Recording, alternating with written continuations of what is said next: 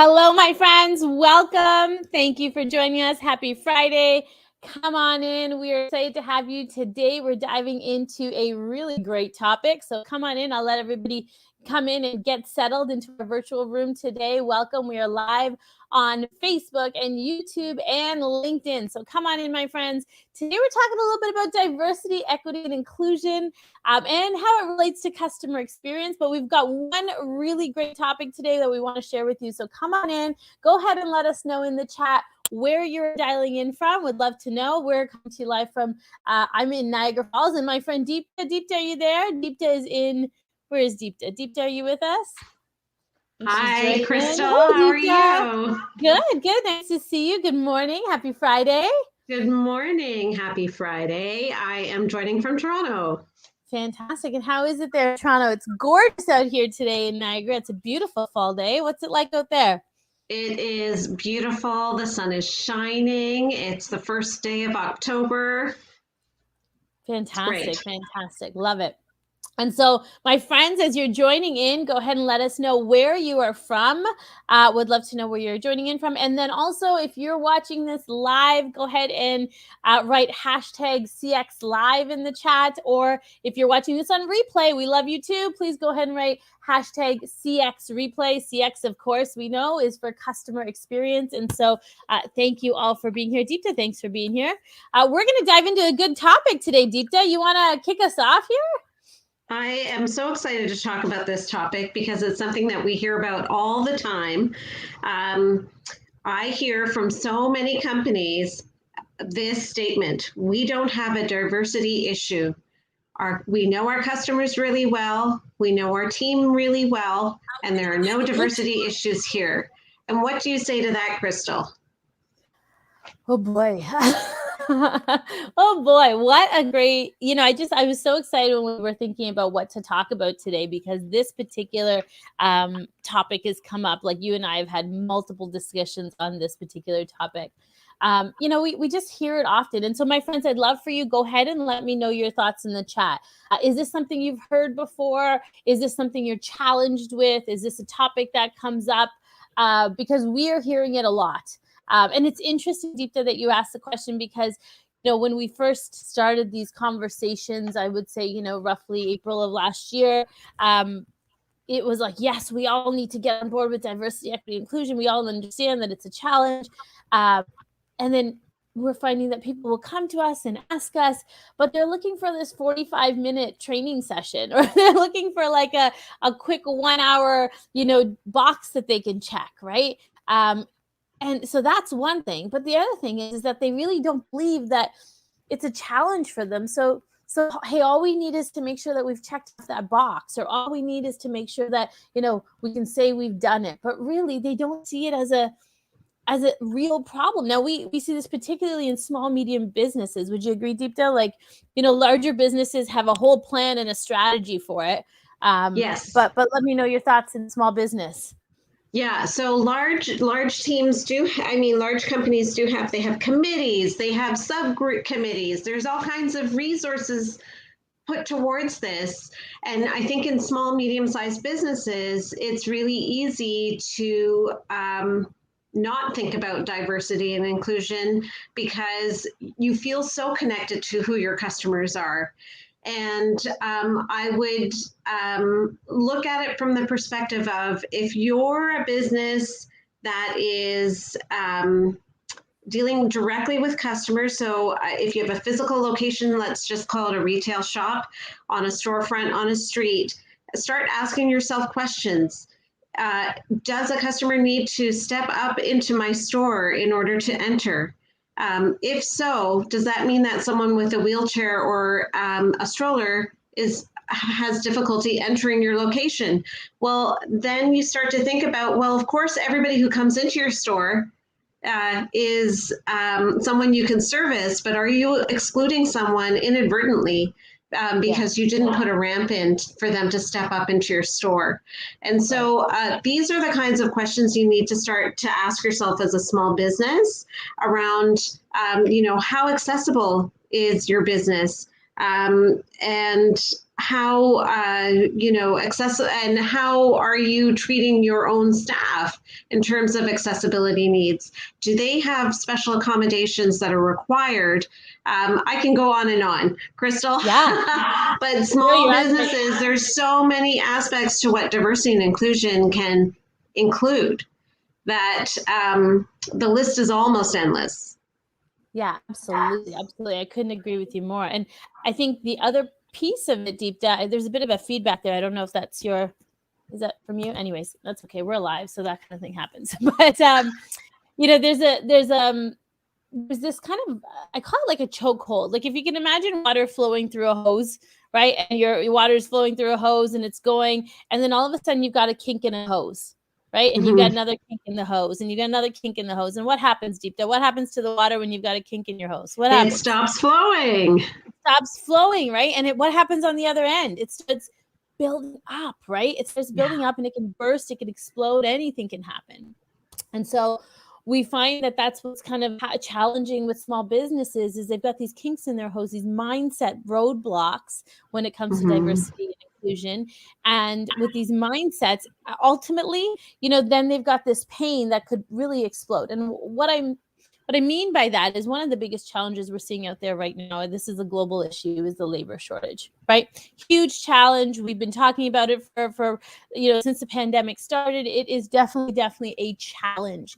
And so because it's a challenge, but when we have these roadblocks in the fact that we may or may not be diverse and inclusive, that we don't need it, it's not a problem for us, then we're actually excluding an entire segment of workforce that could be potentially phenomenal staff for yourself, right?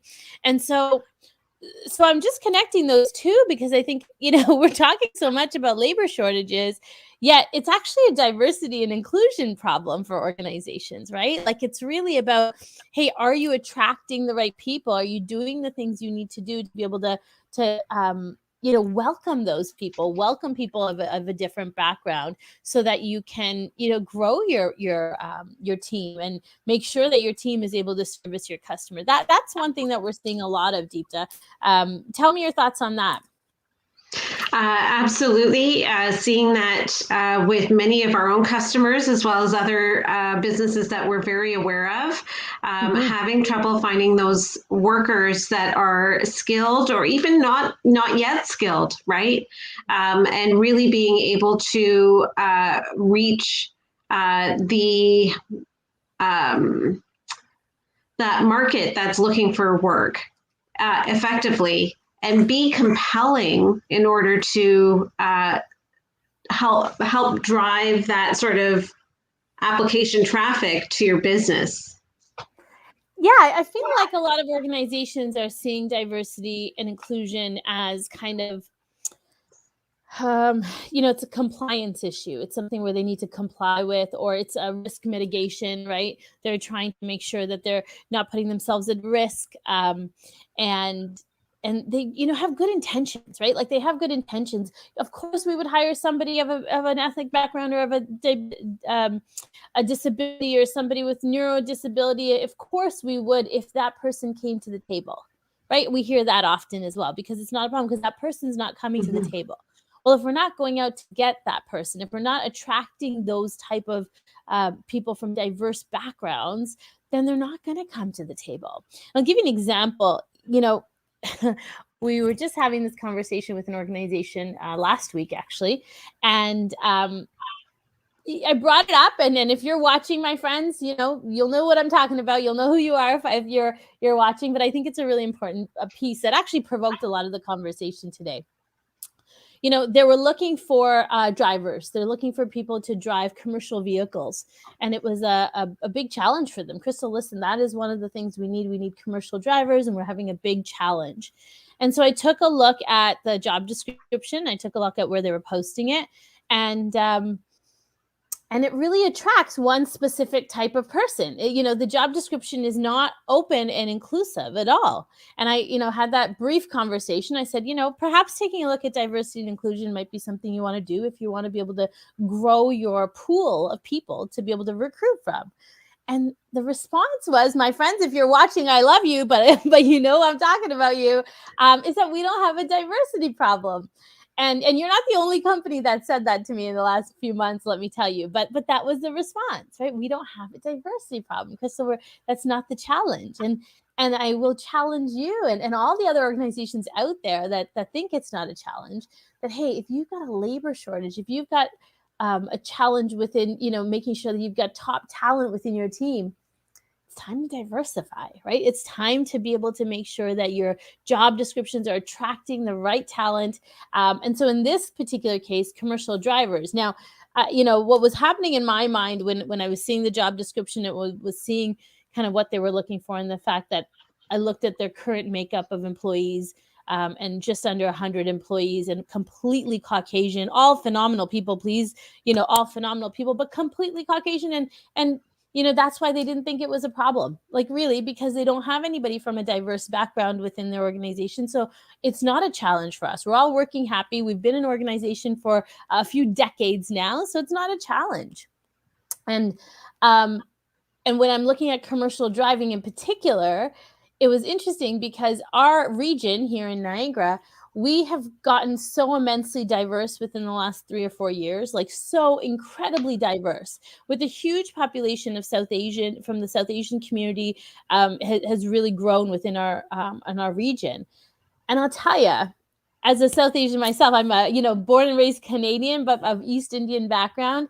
And Deepta, I've told you about my travels to India. And if you've ever driven in India before, like, if you can drive in India, you can drive anywhere in the world, right, Deepta? I know you've traveled there. Absolutely. You can drive anything and anywhere in the world if you've ever driven overseas in India. And so, when I'm thinking of our growing South Asian population here, how are we being able to make sure that job description is attractive for somebody within that particular community? And this is just one example, but in that particular community, we have a lot of people in that community that are long distance drivers, because it's actually one of the biggest jobs in India is to be a driver, right? Of some form, that the transportation is definitely a huge industry out there.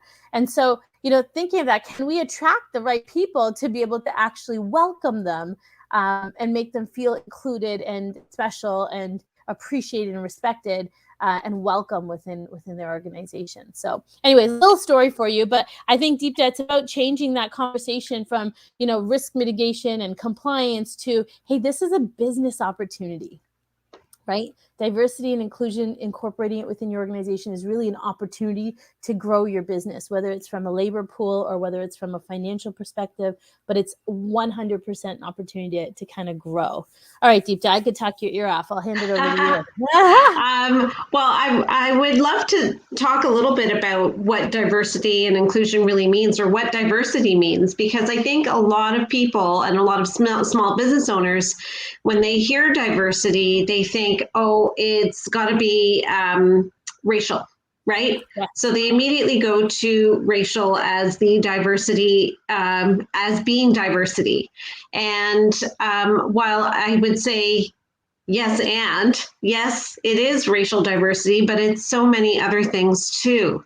And so when we talk to people in the construction industry, for example, one of the issues that particular industry has is that it's very male dominated. And that industry in particular is really trying to attract female workers in that industry, right? And so sometimes it's gender. Sometimes it's, even in the construction industry, it's looking at sexual orientation and gender identification. And that could be a diversity issue all on its own within the construction industry as well. And so I just want to point out to all the small, medium-sized businesses out there that diversity is not racial differences alone. There are so many aspects to diversity. We talked about, wheelchair accessibility earlier. It could be something else. It could be neurodiversity. It could be, oh my gosh, there's so many. So Crystal, how do you, when you're talking to clients about what diversity is, and when you hear a client say, we don't have a diversity issue, how do you respond in terms of what diversity means? Yeah, I mean, I think deep down, again, you and I talk about this so often. If diversity is making sure that we have unique perspectives at the table, right? It's making sure that we have. So we're talking about the construction industry lately. We've been working a lot with that industry, and so in that construction industry specifically, most are very small, medium businesses. Sometimes, often, just under 100 people or just over 100 people. So really nice, intimate groups that we can make some agile change in, and it's coming up more and more often where they're starting to. They still don't see that it's a challenge within their industry. However, when we start to align the metrics to it, so when we start to say, okay, well, let's take a look at your employee engagement, let's take a look at your employee retention, let's take a look at your sales growth. Now, what would happen? So I'll use home building, for example, right? You see the billboards out there, you see the advertisements out there, and it is very challenging here in my region, in the Niagara region, but also throughout Ontario, just because that's where I'm from. In the marketing material, very rarely would you see somebody with perhaps a turban or in a wheelchair or, a different background within the marketing material. You just don't see it. And if you do, it's super progressive and it stands out, and that's your competitive edge, right? If you have somebody that has a visible disability within the marketing campaign, like how phenomenal, how progressive, and how much are you now just opening up your labor pool, your market share, to be able to say, listen, we can build a house for you if you're in a wheelchair. That is absolutely okay. And it would be our joy and our pleasure to do so, right? Like all of a sudden you start to create a better customer experience for everybody. All of a sudden, if you see somebody with a hijab in one of the marketing pieces, like fantastic. All of a sudden you've now opened up that market. Now I will say, it's a sad truth, you may close some markets too. Right? There may be people out there that are not willing and are not open to that. But more often than not, and there's so much data around this, that, as the next generation is coming up, they want to purchase from people. They want to be able to work with people that are diverse and inclusive, that are open to all humanity, right? Like they really are looking for that. My cousin has recently just got a fantastic job, and I was so excited for her. And when we were having this conversation of, hey, who do you want to work for? She was like, I'm going to make my top 10 list, and I'm going to make sure that they align with my values. And I'm like, you go, girl, right? Because long ago, before, it was like, hey, whoever can offer me a great job, I just want a good job. No way. Now, these young people who are so phenomenally talented are picking the employer, right? Very carefully picking an employer. So I don't know if that answers your question. I kind of forgot the question. I went off. What was that? That's okay. I think we're touching on a lot of aspects of what diversity and inclusion means, and what small, medium-sized businesses are going through right now. It's another transition in a year of transitions that we're all going through, and so how can small and medium-sized businesses address diversity and open themselves up to diversity even if they feel like they don't have an issue? And personally, I think this is a lifelong journey for all of us. That diversity and inclusion, it's not going away. There's always going to be some aspect of diversity and inclusion that we're all going to be learning about. Yeah, I would agree with you 100%. Even us, we're experts in this topic. We teach this topic, we train this topic, we certify in this topic, and we're constantly learning. So yesterday I spent about 4 hours diving into, the truth and reconciliation yesterday, really making sure that I educate myself. And all I did was scratch the surface. I will say at the end of yesterday, my heart was heavy. I was physically and emotionally drained because it was so hard. The topic was so hard to be able to learn about. And I remember at around 7:30 last night, I texted one of my girlfriends and I'm like, listen, I've just spent all this time and it's weighing on me heavy. You want to go for a quick ride to Niagara Falls? They were lighting up the falls in orange yesterday in honor of Truth and Reconciliation. And so we went out there and we just stood by the falls and just embraced the land and the just the sights and the beauty of it. And it was my ability to kind of release some of what I learned yesterday, learn, take from it, but also that emotion that that's very heavy on you sometimes. You kind of have to be able to say, okay, I got it, and now I want to keep learning more, right? But you have to go through that before you can get to the next. And it's this ability to be vulnerable. And I think that's the same when it comes to just diversity, equity, inclusion in particular, is that leaders need to start being vulnerable, right? Like they need to start being a little bit more vulnerable to the fact that, hey, this is a challenge. And when you're looking at your business challenges, whatever that business challenge might be, whether it's sales or labor or, engagement or productivity or whatever that challenge might be, my challenge would be, hey, look at it and say, hey, if I was able to create a more diverse and inclusive environment, would this number change? Could this number change? How would it change? What would be the possibilities? And so we talk a lot about, being strategic about this when we were talking about customer experience design deep down when we work with our clients on designing phenomenal customer experiences. Diversity inclusion is definitely one of those areas that we focus on, and it's really about getting strategic. But before I kind of even dive into that, I would say it's not that companies don't have good intentions. I want to be really clear about that. Most organizations we work with have really good intentions when it comes to diversity and inclusion.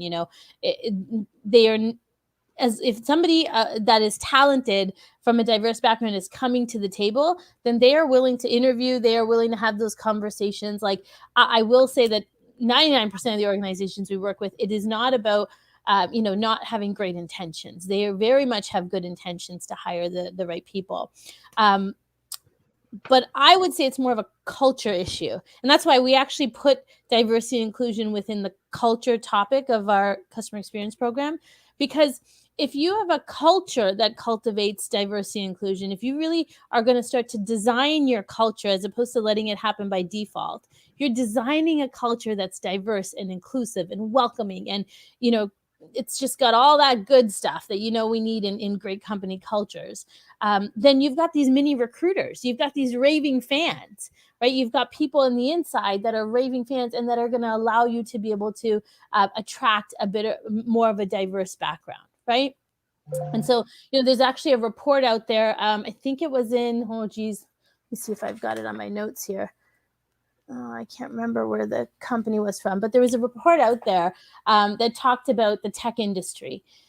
And, the tech industry often said that that we would like to hire people from a diverse background, but we're not getting the applicants. There's not as many graduates that are applying that are from the Hispanic background or from the Black, Hispanic, Asian. There's just not enough graduates. And when the study, it was actually in USA Today, there was a study dove in and it said, well, actually, there's twice as many graduates from those diverse backgrounds than there are the hiring capacity.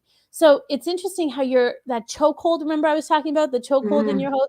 There's a chokehold there that there's an assumption that there's not, they're just not applying. People from Hispanic or Black or South Asian or, they're just not applying for those jobs or from a disabled background. But meanwhile, they're graduating at twice as fast as anybody else.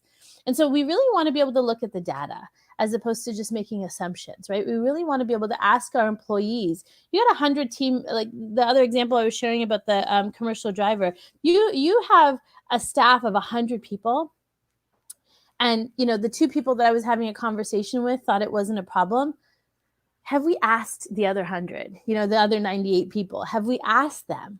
We need to be able to ask our team if, hey, do you think that if we were able to, create a bit more diversity and an inclusion within our environment, it might change our numbers, right? Like, what are your thoughts on that? Do you think we might be able to grow our market share? Do you think we might be able to, grow our talent pool? Like, get them talking about this. Start being vulnerable.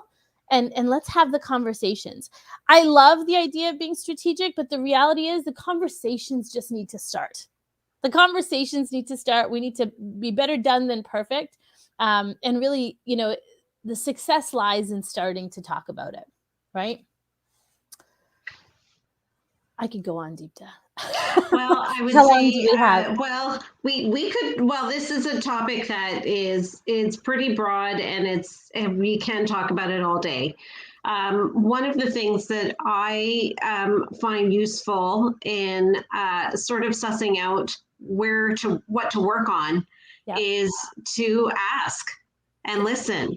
right? So talk to your team, ask them questions. Do you know someone of diverse backgrounds that can join our team? Who is qualified? You all went to school with people, right? You all have worked in or have friends who are diverse. So think about your networks, think about your schoolmates, think about and who can you ask? And then I would also go to the customers and ask them questions to say, are we doing enough?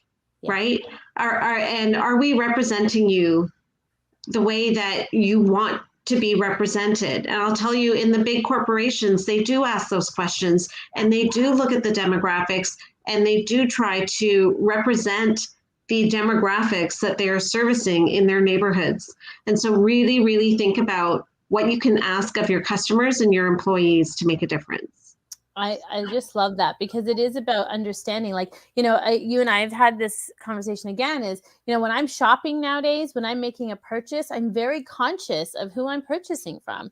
If I'm purchasing something on Instagram and, or really any website, we're all shopping online nowadays. And so when I'm making that purchase, and if I like scroll and scroll and scroll, and I'm not seeing any diversity, I typically just close it and move on. Like, even if I like the product, I don't know if it's a subconscious, maybe that's my unconscious bias, or maybe it's conscious, I don't know, but it's really about it's a choice I'm making. I don't want to do business with an organization that doesn't believe that it's a priority. But I also don't want a business to just post stock photos so that it can be, hey, we do pay attention to this, yet there's no makeup of your customer or your employee makeup is from a diverse background, and you have no intentions of changing that, right? So it's kind of this catch-22, but it is really important. The models that you're using, are they all the same type of model, or are they different, right?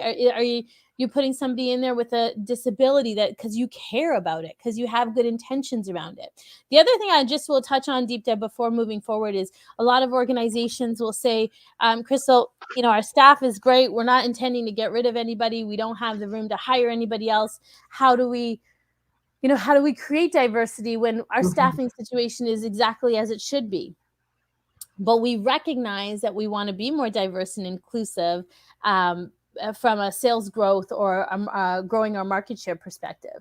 And so to that, I will tell you, is to be able to really, again, as you mentioned, ask. So start to find out a little bit more about your customer base, and is there a way that you can find out, who those customers are and how you can service them. But also take a look at supplier diversity. That is a big one that will really help you to grow and succeed within this topic, because somebody, maybe it's your marketing person, maybe it's your salesperson, maybe it's your HR person, maybe it's your any other banking, whoever it is, but some of those trades and those partners that you use to be able to grow your business, taking a look at those suppliers and saying, hey, can I maybe attract, or can we start to shift that and include some more diverse suppliers, because that will really help you. And there's a couple of organizations that we align with really well. WeBe Canada is one of them, and CAMC is another one, that we, are really great organizations that will start to help you kind of open up that lens, right? WeBe Canada is Women Business Enterprise Canada, and they focus on women and gender diversity. And then CAMC focuses on businesses of a visible minority, to be able to help your business grow as well. So there's a lot of options. So if there is questions, my friends, please feel free to reach out. We would be delighted to kind of help and guide you through that process. But great conversation today, Deep Dive. I'm so glad we talked about this, because it was weighing heavy on us in the last couple of weeks, eh?